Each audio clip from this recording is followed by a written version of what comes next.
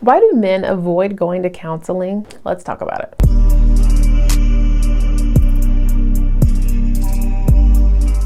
So it's commonly known that men do not like to go to counseling. Men do not like to go get self-help. They do not like to go to therapy. They do not like to talk to their friends or whatever about their problems. Like, they will just bottle it up. Why is that? And what are you supposed to do if you're in a marriage and y'all are having problems, but your man won't go to counseling? What are you supposed to do? So I asked my husband, he's a very wise man. I asked him because I don't know the answer. I have some speculations, but he had a list of answers and I'm gonna go over them with you. Welcome back to I Do Now What. I am your host, Victoria Doss, and we are going to dive into this. First, let me tell you what my speculations are, and we'll see if they're correct. I'd imagine that men don't want to go to marriage counseling because either one, they feel like it's probably going to be a woman that's the counselor and they don't really want to get advice from a woman. That's just my thought. I'm not saying that this is proven. That was just my hypothesis. And another thing would be that they feel like it's pointless, that it's a waste of time, which kind of goes into like the same reason why a lot of men don't go to church. That's a whole, girl, that's another episode. Now, let's check this with my husband's answers. My husband gave me 5 possibilities why men avoid going to counseling. Number 1, they don't believe that it works. I was right on 1, okay? They don't feel like there's going to be results that come from going. That it's just going to be them sitting talking, with you sitting talking, with the counselor, therapist person sitting, talking, and listening, and that's all it's going to be. There's going to be no results from it. Number 2, they don't want to work on it. Maybe the man does not want to work on it. He already feels like it's over. There's no reason to work on it. And I said, okay, well, if they're having like a bad marriage or like serious marriage problems, but the man doesn't want to go to counseling because he feels like it's over, but yet also the man does not want divorce or separation. That doesn't make sense. Why would he just want to just stay in that marriage? Don't worry, my husband had an answer. He said, well, men don't live off of happiness like women do. I said, men don't live off of happiness, so they don't want to be happy. They would just rather be in an unhappy marriage all their life. He said, happiness is not what satisfies men. I said, what satisfies men? He said, respect. I know. That's a fact. Listen, we talk about respect a lot on this channel. Get used to it. Also, another reason why a man might stay in an unhappy marriage but also not go to counseling is because there's a phrase called "it's cheaper to keep her." When you go into thinking about divorce costs and child support costs and all that stuff, alimony and all that stuff, sometimes it's just cheaper to keep her, period, or until the child turns 18. That's disheartening. That's a long time to be unhappy and stuck in a marriage. All right, moving on to possibility number 3, wasting money. They might feel like it's a waste of money, and or their finances may not be in a place where they can spend money on counseling and therapy. Now, I can understand that, especially for men who are very tight with their pockets, or who just have a tight budget anyways.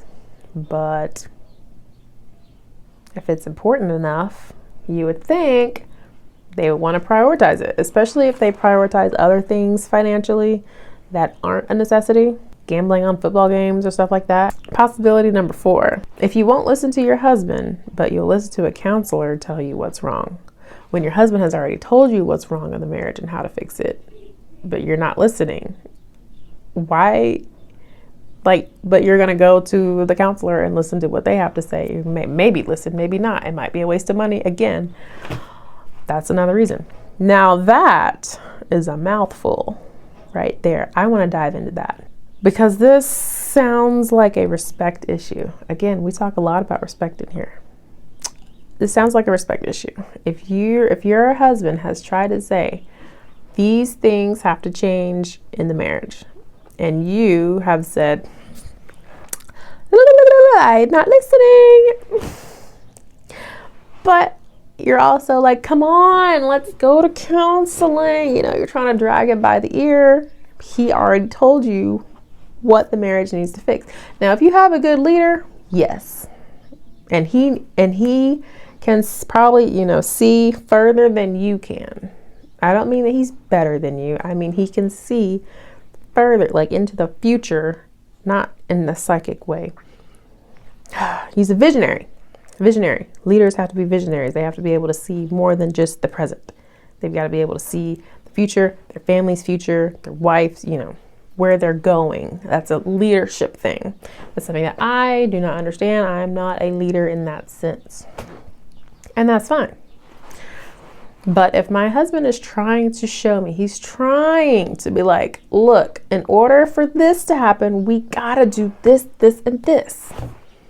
And not just marriage. It could be business. It could be finances. It could be homeschool stuff. It could be whatever aspect, whatever subtopic of our marriage that we're talking about. I personally trust my husband to lead. He has a great track record of leading. Do I have a great track record of listening? I think so, for the most part. Took me a little while to catch on, but yeah. Y'all want to know something? So we have a total, right now, as of February 4th, 2025, we have a total of 181,000 followers.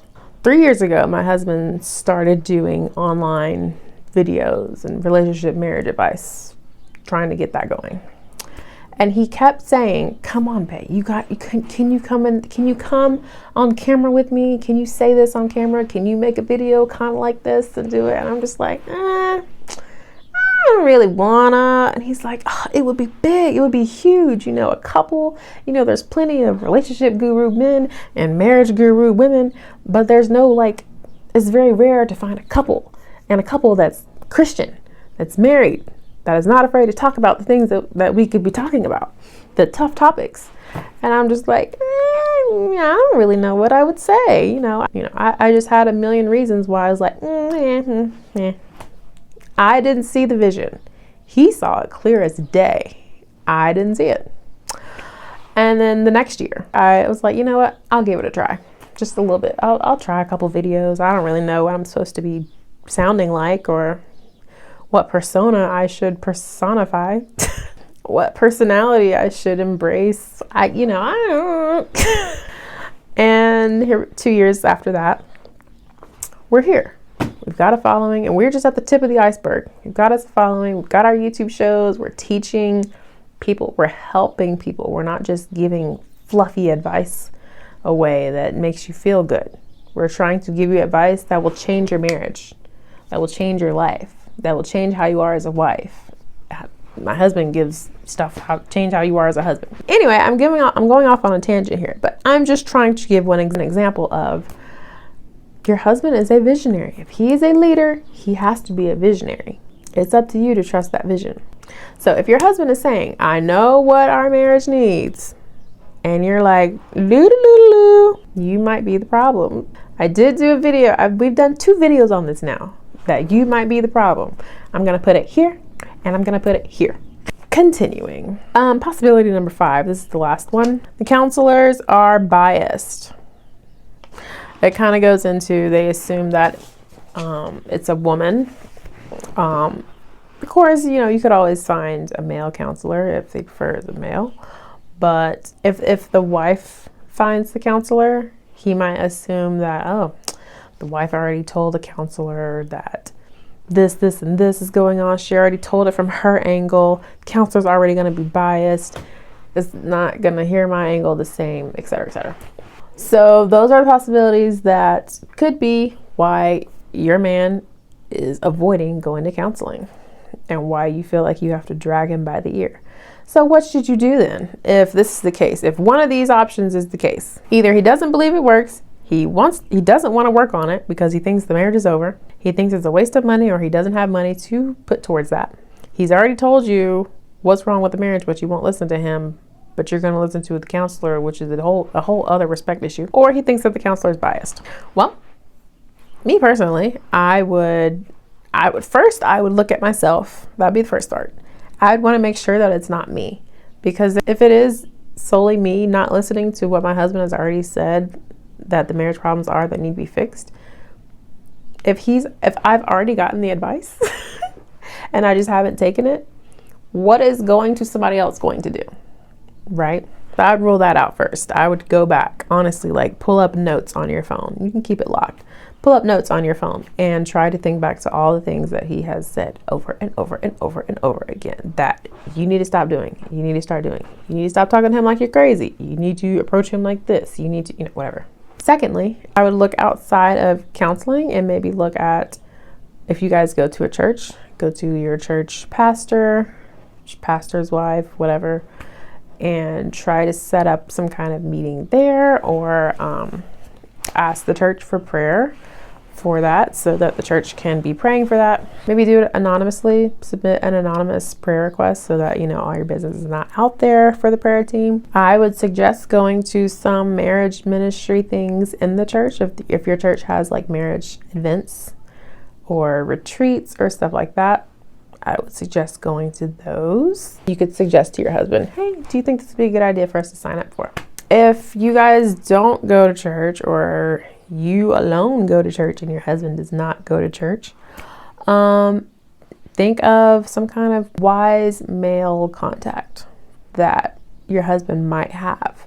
Is there a good friend that he trusts, a good friend that is wise, has a track record of being wise and making good decisions, that someone that your husband respects? Maybe that person, maybe we start there and build our way up into, church, counseling, something like that. Of course, you can always go to God. One of the last videos that I made was about how I used to always go to God about my husband, and I never went to God about me, though. So make sure that when you go to God, go to him about both of y'all. What I do now in my marriage is, like, if we're arguing, we don't really argue. If there's tension, or maybe we're fussing over something that happened and I strongly feel like I was right, but he really feels like he was right, I'll go to God, and instead of just being like, God, convict him, instead of doing that, I'll say, God, please convict whichever one of us is wrong. And I say that genuinely. I pray that prayer genuinely. Please convict whichever one of us is wrong. Like, convict us. And please help us to get closer together again, or to reconnect. It's kind of hard to pray that prayer when you're in the thick of like angry emotions, or maybe just like resentment or revenge or whatever, just that anger, just seething. It's hard to humble yourself enough to pray that prayer, to seek help, but it's a very helpful prayer. Another tip would be, you don't have to wait for your husband to go to counseling. Like, you guys don't have to go together. If he is not wanting to go and you are wanting help on your situation, feel free to go by yourself. I would highly recommend trying to find a Christian marriage counselor, not just any old marriage counselor, one that's biblically based, because God designed marriage. So I would want to go to someone who understands God's design for marriage when they're giving me marriage advice, right? Okay.